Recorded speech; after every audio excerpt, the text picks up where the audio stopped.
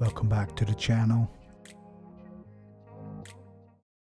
Thanks to my sponsor PCBWay. Today we are taking soldering to the next level. At least we are testing the NANO MK2 from Kurtz Ersa and see if a high-end soldering station makes a difference in your soldering experience. Well, you see me unbox the device in the background where we find all the normal stuff like manuals. Now is the best time to tell you all that this soldering iron is sent to me by Kurtz Ersa, but I did not get it for free. Also, I am free to give my opinion about this device and I do not get paid to make this video. That being said, let's get back to the unboxing.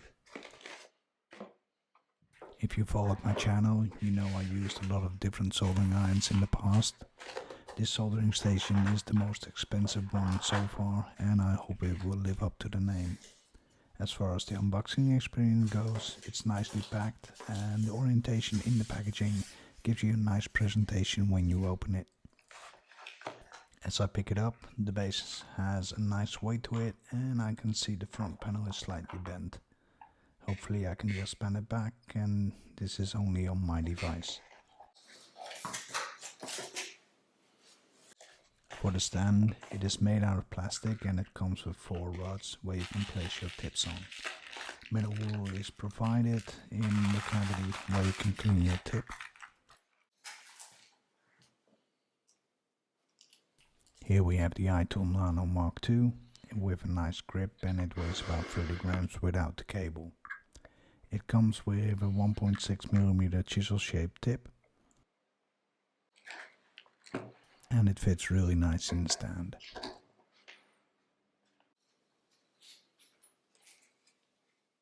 Next we are going to install our 4 rods, and these 4 rods gives us a place where we can store our different tips. And if you look closely, you can see 6 holes and only 4 rods. This is because the base of the tips are too wide and you cannot fit more than 4 tips.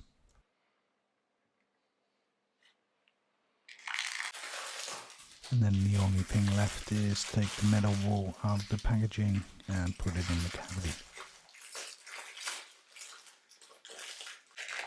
And yes, it does feel what it looks like, and it doesn't feel the same like the wool you get from AliExpress.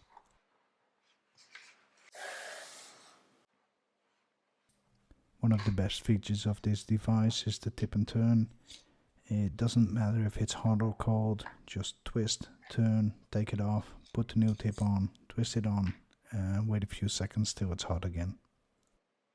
Then it's time to turn it on for the first time, and this footage has not been sped up. It's really fast in heating up. Its target temperature is 300 and it overshoots always, and then it cools down to the targeted temperature. I created a PCB where we can see what this device is capable of. This device is targeted for the more precision work, and some of the pads on this PCB are a little too big and we won't even go there with this soldering station, but it will give a good indication of what this soldering station is capable of.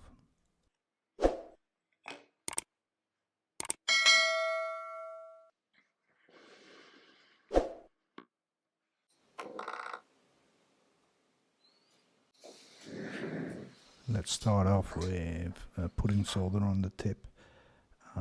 Kurtz Ersa has a nice video about how you keep your tips in the best condition, and I suggest you go look that up. I'll put a link in the description below.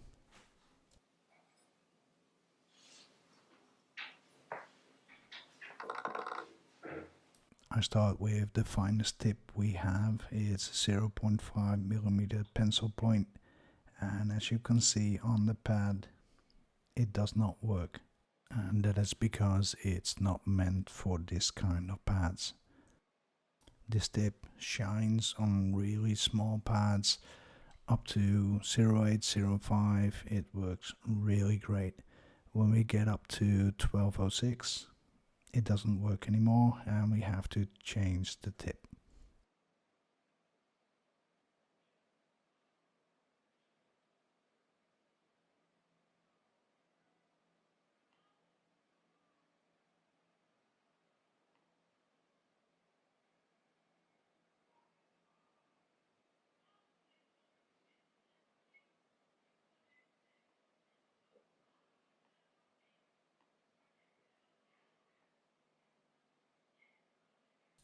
You can see what I mean. When we get to the 1206 pads, it starts to struggle a bit. So then it's time to change your tip to a bit larger, and then we go from there.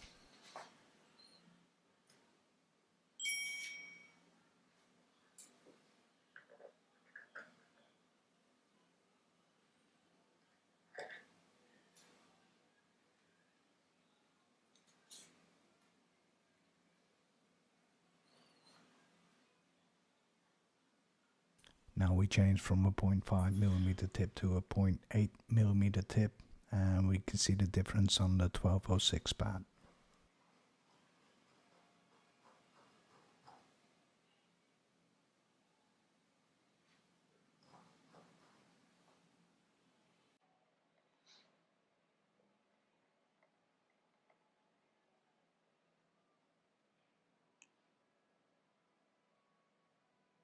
You can see this works a lot smoother, and I tested it down to 0603, and next we're gonna step it up to 1210.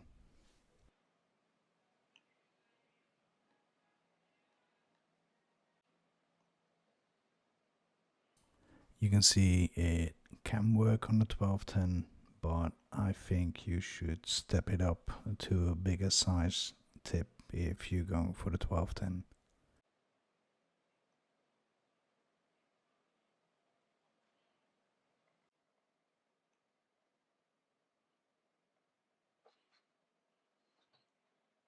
The same for the pads. It can work, and this footage has been sped up 4 times, but I would still choose a different tip.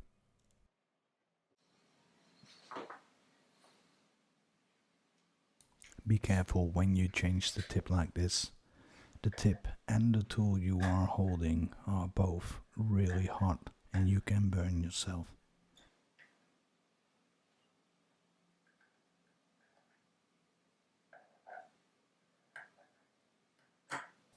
Now we're changing to the 1.6mm chisel-shaped tip, and this is the most versatile one and my go-to tip when you're soldering a lot of different things.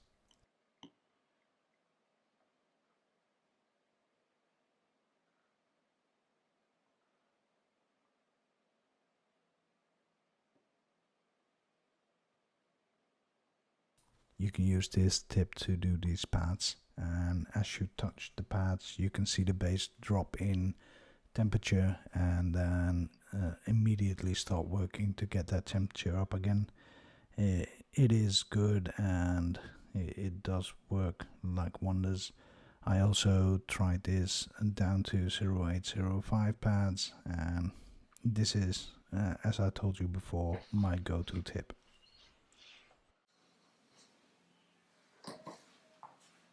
Now I will show you some other different tips with some other applications, like this one. It has a concave and it's meant for drag soldering. Now my drag soldering is not the best out there, but it will give you an idea. This WickTip just does what it says, and you can use it with your wick. I think it's very useful. Here's some footage of me using the 0.5mm pencil point. We discussed it earlier, and for this kind of work it is suitable. The 0.8 would work, the chisel would work. I really like it. Then it's time to give my opinion about this soldering station. I only have one con, and that there's no backlight on the base. Apart from that, we have the higher price tag. I think that if you use the device on a regular basis, it's worth it. But when you do not use this a lot, there are cheaper options out there.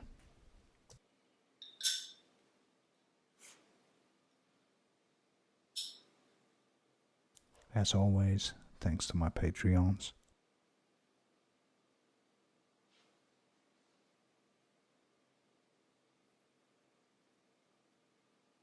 I would appreciate it when you leave a like on this video and click the subscribe button.